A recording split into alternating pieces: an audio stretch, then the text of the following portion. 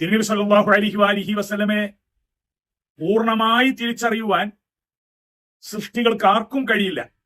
റബ്ബായ അള്ളാഹുവിന് മാത്രമേ കഴിയൂ.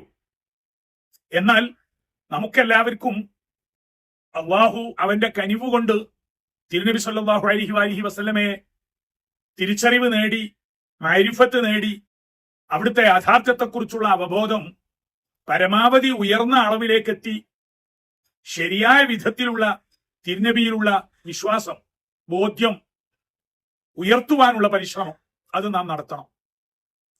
അത് ലഭിക്കുവാനുള്ള മാർഗം എന്താണ്? തിരുനബി സല്ലല്ലാഹു അലൈഹി വസല്ലമയെ കുറിച്ചുള്ള കേട്ടറിവ് അതെല്ലാവർക്കും ലഭിക്കും.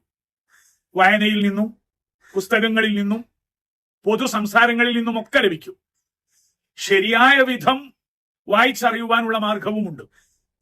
നല്ല ഗ്രന്ഥങ്ങൾ, നല്ല പ്രഭാഷണങ്ങൾ, തിരുനബി സല്ലല്ലാഹു അലൈഹി വസല്ലമയുടെ മഹത്തായ വ്യക്തിത്വത്തെ അംഗീകരിച്ച് ആദരിക്കുന്ന മഹാമനീഷകളുടെ ഗ്രന്ഥങ്ങൾ ധാരാളമുണ്ട്. അവരുടെയൊക്കെ ആശയങ്ങളെ പ്രകാശിപ്പിക്കുന്ന നല്ല പ്രഭാഷണങ്ങളും നമുക്ക് എളുപ്പമാണ്. എന്നാൽ അതുകൊണ്ടൊക്കെ ലഭിക്കുന്ന അറിവ് പരിമിതമാണ് എന്നുറപ്പ്.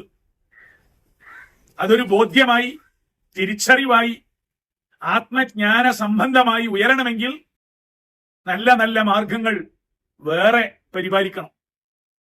അക്ഷരത്തിലൂടെ, വായനയിലൂടെ, പ്രഭാഷണം കേട്ടുകൊണ്ടുള്ള അറിവ്, വായിച്ചുകൊണ്ടുള്ള അറിവ്, അതൊക്കെ ഇൻഫർമേഷൻ, കേവലം അറിവുകൾ നേടാം.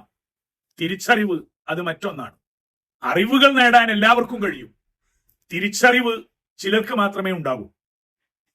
ആദരവായ റസൂലുള്ളാഹി സ്വല്ലല്ലാഹു അലൈഹി വസല്ലമയുടെ കാര്യത്തിൽ പറയുമ്പോൾ അത് അള്ളാഹു തന്നെ അവന്റെ അനുഗ്രഹ കടാക്ഷം കൊണ്ട് ഒരു സത്യവിശ്വാസിയുടെ ഖൽബിലേക്ക് പകർന്നു നൽകണം.